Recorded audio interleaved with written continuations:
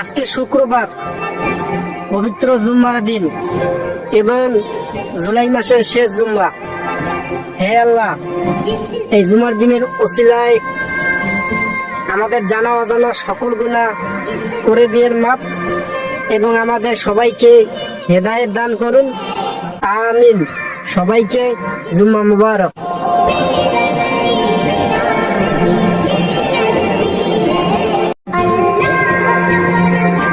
আজকে শুক্রবার, পবিত্র জুম্মার দিন এবং জুলাই মাসের শেষ জুম্মা।